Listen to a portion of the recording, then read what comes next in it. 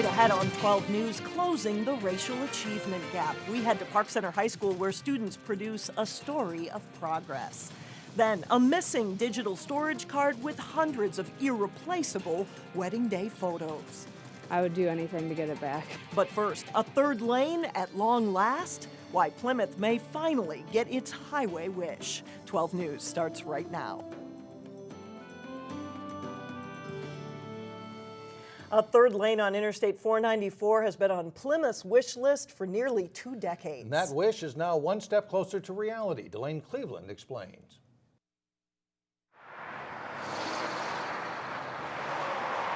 Interstate 494 is a major corridor through the city of Plymouth. And if you talk to people who live or work in this area, the general consensus is that it's not wide enough. I hear from residents all the time that they're sitting in traffic. It's costing them not just time, it's costing them money, it's costing them time with their families, trying to get to their kids' events, trying to get to and from work. To ease that congestion, the Plymouth City Council has pushed state officials to add a third lane on 494 between Fish Lake Road and Highway 55. Instead, MnDOT proposed a so-called dynamic shoulder lane, which would only open to traffic during peak congestion. MnDOT had proposed a dynamic shoulder, which was kind of a short-term fix, supposed to last 15 to 20 years. At Tuesday night's City Council meeting, have you heard any good rumors about 494 lately? Anybody? There was some welcome news. We would like to be able to just further analyze this dynamic shoulder lane versus a general purpose lane. Which means Plymouth could get its permanent solution sooner rather than later. It's not just city leaders who want this. Longtime business owners in Plymouth say this will have a huge impact on them. I know right now that if I'm going to go somewhere, I don't even consider taking 494 because it's an unreliable road. Bill Krause has lived in Plymouth for 20 years and owns this Dunn Brothers coffee franchise. For my store, my customers are commuters, and anything that impedes their commute makes it less likely that they'll come through my drive-thru. He's been a vocal proponent of a third lane, and for him, anything that helps traffic flow helps his business. There's no substitute for an extra lane. You know, MnDOT's tried all sorts of technologies for trying to manage traffic. Nothing substitutes like another lane. In Plymouth, Delane Cleveland, 12 News. Plymouth city officials say they are optimistic they'll get the third lane, but there are still some major hurdles to clear. First, the state would have to approve another $25 million to help fund the project, and then the Metropolitan Council would have to approve the plan. The goal would be to have the project finished by 2016. A newlywed couple and their wedding photographer are in a desperate search to find a missing digital storage card with hundreds of wedding day photos. It really is a hard lesson. My dad has really been there to talk to me through it, and just make sure you back up your pictures right away. Don't leave them on the small SD card that can get lost so easily. Holly Peterson is a full-time college student who's had her own wedding photography business for a couple of years. On Saturday, February 1st, Peterson was at the lodge in Robbinsdale for her mom's birthday celebration when her wristlet wallet went missing. Inside the wallet was a small white SD card containing hundreds of wedding day photos for a Forest Lake couple. Justin and Erin Voss have a few photos that were taken before their January wedding, but all the wedding ceremony and reception pictures are on that missing SD card. The couple is posting flyers around the lodge and taking their message to social media in the hopes that someone will return the card, no questions asked. The day was great, and we had a lot of special people there with our family and friends to enjoy it, so the memory's in our mind, but we'd love to have those pictures back, to have that visual as we go through our married life together. I think that's the most important thing that we want people to know, is that we don't care who anybody is or how they have it or found it. We just want it back. Both the couple and the wedding photographer say all they care about, again, is getting back that SD card. We will have contact information posted at our website, 12.tv. The Minnesota Department of Education released numbers this week that show school districts are closing the achievement gap between white students and students of color. And Park Center High School is one of the schools making progress. Today, reporter Cassie Bonstrom spoke to students who found a creative way to show how their school is making strides. 3, 2, One. The film students at Park Center get hands-on experience every day, recording the daily announcements to broadcast to the rest of the school. This would take place. But the stakes were a little higher on their last project when they were asked to produce a video for the district's annual legislative breakfast. This just in from the Minnesota Department of Education. It was a chance to tout the school's increasing graduation rates for black students, organization skills, and show lawmakers how they're utilizing state funding. I think it's sort of a grassroots way of learning, applying their knowledge to something that's important. Looks like you got both those things going. Supervisor David Hilgendorf says having the students do the video showed lawmakers that hands-on learning works. I gained a lot of experience. It also taught the students involved what goes into a video project of this magnitude. We had to interview the teachers, we had to set up the time, the lighting, and all these film techniques, the camera techniques, and it was a good experience for me.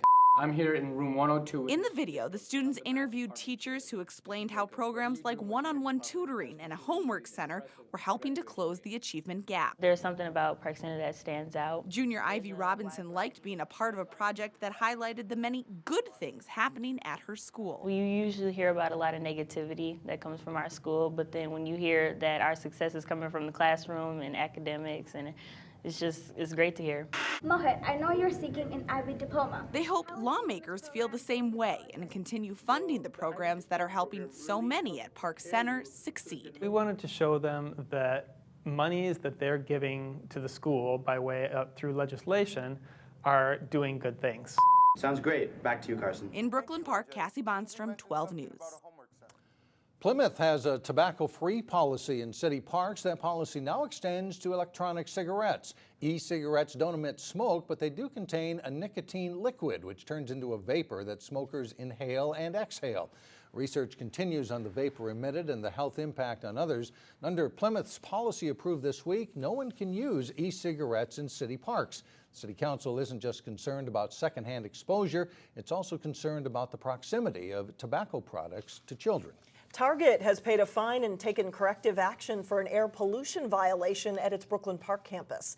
The company used diesel generators for electricity. The Minnesota Pollution Control Agency determined those generators produced excessive air emissions that Target failed to properly report.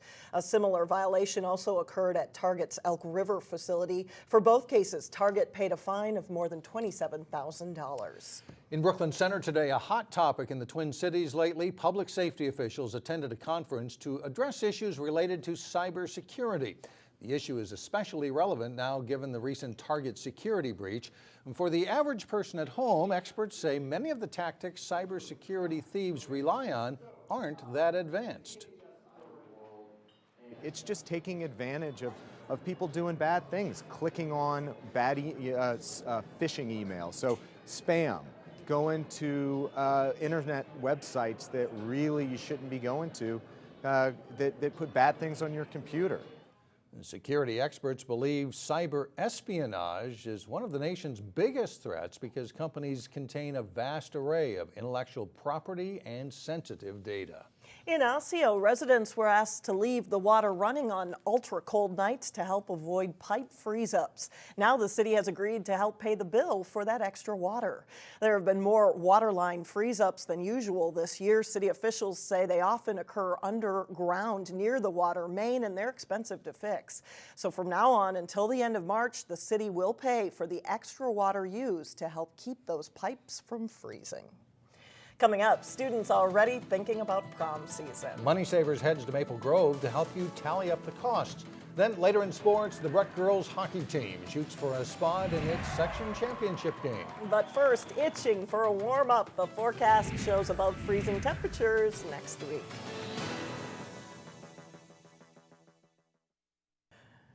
A spring ritual for high school students isn't getting any cheaper. It's getting closer to prom season. In today's Money Savers, Shannon Slatton talks to students to find out what it's costing and how they're paying for it.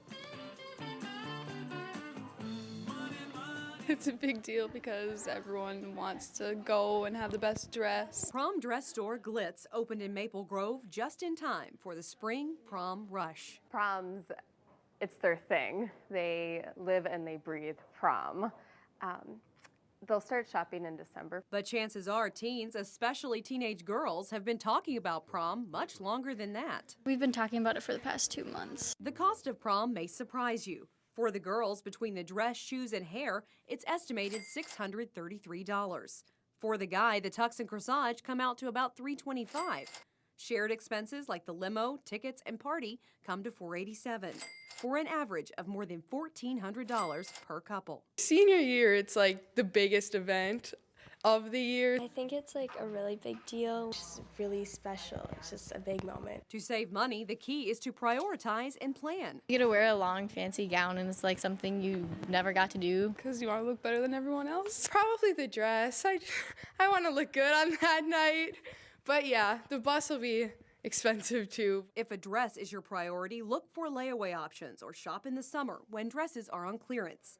Decide what you are going to spend. Something cheap, but definitely not like too cheap. And then save up for it. For your teen, the experience could be a glitzy lesson in saving, spending, and planning. I'm really excited. I already got my dress and my shoes and everything picked out. I still need a date, but that can come later. In Maple Grove, Shannon Slatton, 12 News. You just cross your fingers and hope that comes later. Glitz is having a contest where you could have all your prom expenses paid if you have a creative prom proposal. You have to videotape it and post it to the store's Facebook page. Interesting. Now it's the guys' turn to ask. Right. That's right. Coming up, a surprise flash mob is served up for lunch for North Hennepin students. But first, Hopkins takes on Osseo in a top 10 boys basketball matchup. John Jacobson with the highlights next in sports. Breck's girls hockey team hoped to set up a third meeting of the season with rival Blake in Thursday's Section 5A championship game. The Mustangs, though, first needed to fend off upset-minded Princeton-Big Lake-Becker in the semifinals. First period, Breck freshman Greg Zumwinkle picks up the puck, skates in, and beats Princeton goalie Kara Schrammel with a nifty move to make it 1-0 Mustangs. But the 6th-seeded Tigers would prove to be a tough test. Larkin Walter tries to feed it out front. It squirts to Bridget Walter, who scores, tying things up at 1. But just over a minute later, Zumwinkle strikes again. Her initial shot is stopped, but she stuffs in the rebound to make it 2-1 Breck after 1. After a second period, which saw the Mustangs extend their lead to 4-2, Breck ices it with 2 minutes left in the game.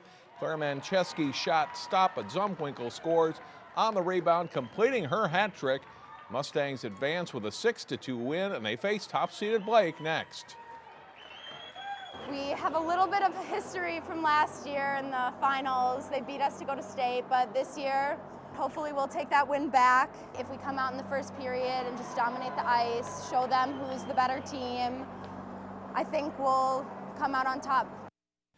And Breck and Blake face off in that Section 5A championship game Thursday night at Parade Ice Garden. They played one of the classic games in state tournament history 2 seasons ago, and the Hopkins and Osseo boys basketball teams have built great legacies. The Royals and Orioles met up Tuesday night. Osseo's Wheeler Baker is involved early and often in the offense, driving for a layup there. Hopkins' John Warren drains 3 straight three-point shots for the Royals as they take a 17-15 lead. Baker hits 2 threes in the first half of his own. This one puts the Orioles up by a point. The senior nets 16 first-half points. Jake Wright counters with a 3 of his own for the Royals, and they're up by 1 at halftime. Second half, and Baker again proves tough to stop. He scores 36 points in the night. The Orioles are still within 1. They can't quite push past the second-ranked Royals. Noble Fonbele scores and is fouled in this drive. Hopkins pulls out a close 74-71 win. The Royals host Minnetonka Friday. The Champlin Park girls basketball team meets 2 of its biggest rivals, Anoka and Park Center, on the road in the next 2 games. The Rebels look to tune up for those contests. The home game against Blaine. And it's a good start for the Rebels. Nice passing inside leads to a bucket for Maria Sampson and a quick 10-2 advantage. Sampson scores 12. Allison Gerards steals the Bengals pass and leads the Champlin Park break, setting up Alexis Alexander for the layup. And she also nets 12 points on the night. Blaine's perimeter game heats up. Allison Jablonski nails the step-back three from the right side. The Bengals trail 35-28 at the half. Defense leads to points again for the Rebels. Sydney Hilly gets the steal. She'll miss the layup, but stays with it to score on the putback. And it's 48-36 Rebels. They keep the ball moving, and it leads to a wide-open three from the corner for Hilly. Champlin Park blowing this one open. They win at 68-52. They're at Anoka Friday. Local wrestling teams hit the mats for a section team competition this weekend. In Section 5 3A, Rogers is the #1 seed for the first time. Defending champion Centennial is second, followed by Maple Grove. We'll have more on the Crimson later this week on 12 Sports. Osseo is 5th, Champlin Park 6th, and Park Center 9th. The tournament is Saturday at Maple Grove with the finals set for 3 o'clock. Wayzata is the host team for the Section 6 3A team tournament Saturday. Wilmer is the top seed, followed by Mound, Rocori, and Minnetonka. Wayzata's 5th, Armstrong 6th, Hopkins 7th, and Cooper 10th. The finals are 2 o'clock Saturday afternoon. And Tutino Grace is the heavy favorite in Section 5 AA. Host Benilde is the #2 seed. Brooklyn Center Concordia Academy is seeded 7th. This tournament is Friday afternoon and evening at Benilde with the finals at 7:30. Finally, tonight we'd like to announce a new addition to the Channel 12 family. 12 Sports photographer and reporter Jason Melillo and his wife Carrie welcomed a new daughter this week. Addison Elizabeth was born Monday morning. She weighs 6 pounds, 3 ounces and is doing great along with mom and dad and big sister Alexis. Jason is taking some time off and wish them all very well during this happy time. A time of little sleep. That's Congratulations to them. Two little ones. Thanks a lot, right. John. Still ahead, North Hennepin students get an extra treat with lunch. There's surprise entertainment when we come back.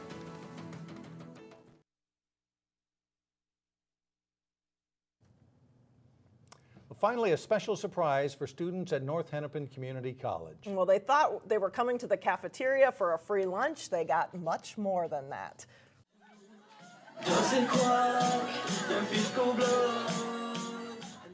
As part of We Love Our Students Day, faculty and staff organized a flash mob. They grooved to the song What the Fox Says, followed by a short thriller dance.